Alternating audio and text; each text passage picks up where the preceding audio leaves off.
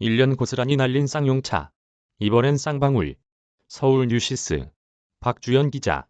쌍용자동차 매각 작업이 차기 윤석열 정부의 과제로 넘어갔다.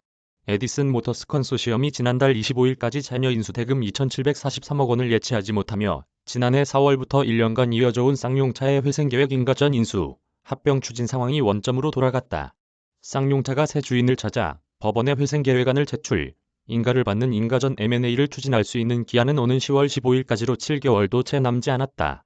쌍용차는 지난해 6월 M&A 절차를 시작할 때와 비교해 재매각 환경이 현저히 개선된 만큼 경쟁력 있는 인수자를 찾을 수 있을 것이라고 자신했다.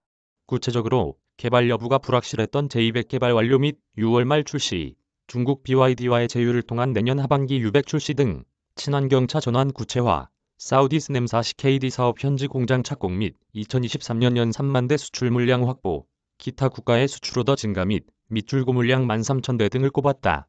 쌍용차는 회생계획안 법정 인가 시한인 오는 10월 15일까지 시간이 많지 않은 만큼 경쟁 입찰 방식뿐만 아니라 수의계약, 스토킹호스 등 다양한 방식을 검토하겠다는 방침이다.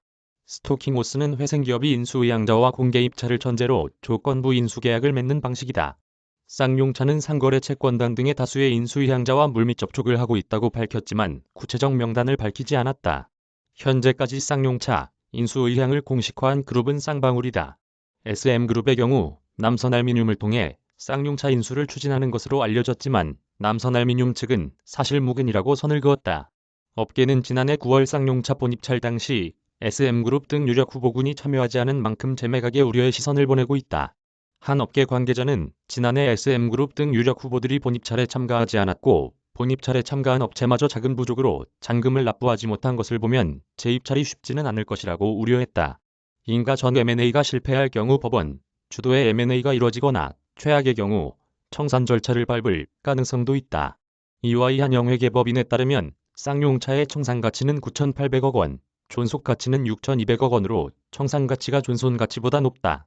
하지만 5천여 명에 육박하는 쌍용차 임직원과 16만 5천 명에 이르는 협력사 직원들의 일자리, 쌍용차 청산이 국내 자동차 업계와 전후방 연관 산업에 미칠 영향 등을 생각하면 정권 초기부터 대규모 실업을 야기할 청산 결정을 내리기도 쉽지 않다. 이 때문에 정부가 산업은행 등을 통해 공적 자금을 쌍용차에 투입, 회생시켜야 한다는 목소리도 나온다. 하지만 쌍용차가 두 번째 기업 회생 절차를 밟고 있는 데다 공적 자금 투입에 대한 국민들의 여론이 좋지 않은 것도 문제다.